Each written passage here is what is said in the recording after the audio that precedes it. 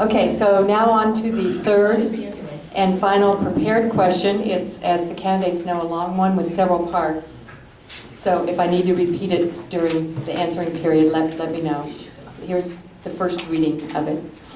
The Aquacade project has construction money promised from RCC, the county, and from the city, but more is needed from the taxpayer. So the first sub-question is, do you intend to actively help raise the $3 million that is still needed? Secondly, what do you think are the chances of the funding effort being successful in reaching that amount in this economy? Thirdly, there will be other requests of taxpayers to help pay for the Renaissance costs, for example, the new main library, the museum, and the civic auditorium. Do you think the citizens of Riverside will vote to support these costs out of their own pocket? And finally, what is the best way to get citizens to support these civic projects? So we'll start up here with Ms. Alfaro and then just go down the table. As far as the Aquacade goes, I think it's a wonderful investment for the future. We already have our kids' swimming competitions going out of town, and it can stay here. But as far as raising still $3.5 million more, RCC seems to think that they can get it done within 1 year, and I just don't see in this economy where the money's going to come from. Did you want to read that question? Yes. Shall I read some more of the question? Okay. So the parts after that was, well, there's more needed from the taxpayer. Do you intend to actively help raise the $3 million? What do you think are the chances? I think you just answered that. There will be other requests to pay for other things like the Renaissance costs, the new library, museum, and then what's the best way to get citizens to participate? As far as the main library goes and the museum, I think they're functioning right now, and they probably need to just continue to function. There's a lot of empty buildings downtown that I'm sure could be incorporated during this time. Thank you.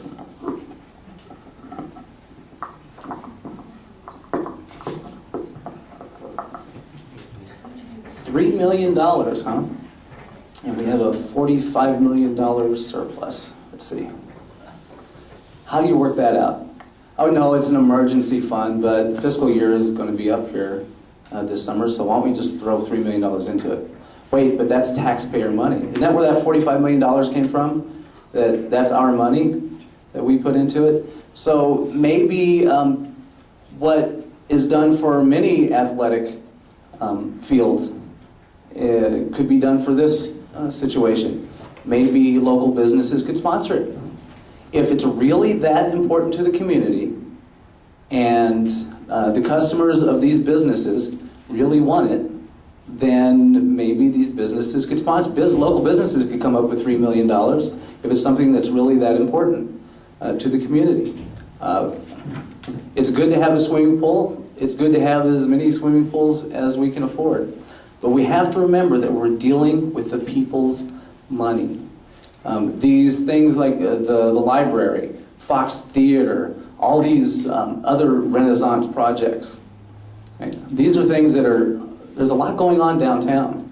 There's a lot of people here in Ward 6 that feel like all that money is sliding downtown, and they really don't see it staying here. Is it not a level playing field where our tax money can stay here? Pierce Street's a mess.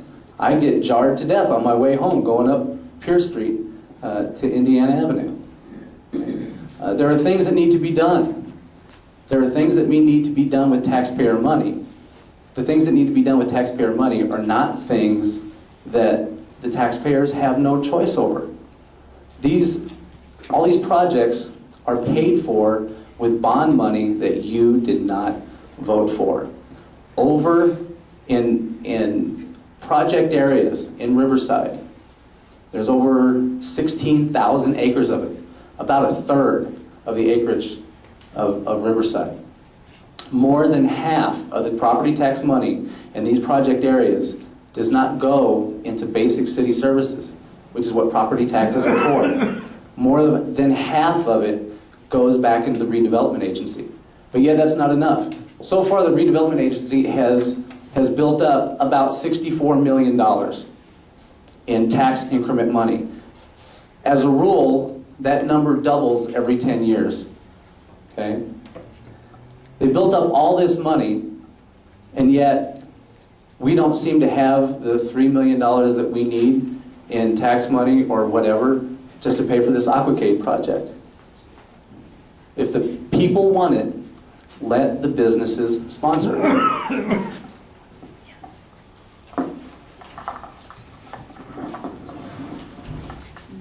There's probably a multitude of things that you can do to raise money. And I remember all the years that Alvord School District didn't have a football field. And a lot of people said, oh, well, you don't need a football field. Every school doesn't have a football field. Well, if you have kids that want to play football, your kids want to play football, and they'll be playing football forever and ever and ever. And for the longest time, we tried to raise money for a football stadium. Then, a few years later, we tried again to raise money for a football stadium. Years after that, we tried again, and finally, the people okayed a bond to make it good. The Alvord Unified School District came up with funds that they had never been willing to come up with before and helped to pay for the stadium. It was a joint effort, and a lot of people contributed. And the bond, and I have called on the telephone for bonds in the past, several bonds, and I remember talking to an older lady, and I called her on the last bond that Alvord put through, and she said, my kids went to La Granada umpteen jillion years ago, and she walked for the first bond before we got here. So there are always people in our community who are willing to support the community. If you want the amenities that every other city has, and a lot of people don't think that's important, but when your kids are graduating from college or when your kids are looking for a job, they can walk with their feet and they can take their dollars somewhere else. If you want your kids and your grandkids to find a spot around our area to live in, you cannot not have all of those things. You need fields, you need parks, you need good transportation, you need places for entertainment, you need good shopping. Those are things that people want everywhere they go. And you can sit around and say, well, those things aren't important to me. Well, maybe they're not important to you, but they're important to 95% of the people who live in our town. And I don't know anybody who has said that the Renaissance is a lousy project. Everybody is happy. You cannot do all of this reconstruction without noise, and you can't do it without disrupting your town. Yes, it's a mess for a little while, but when the mess is over, just like when you do something at your house, when the mess is over, you live with the rest of the good stuff for the next 20 years. Nothing wrong with that at all, and the people are, in fact, willing to support that.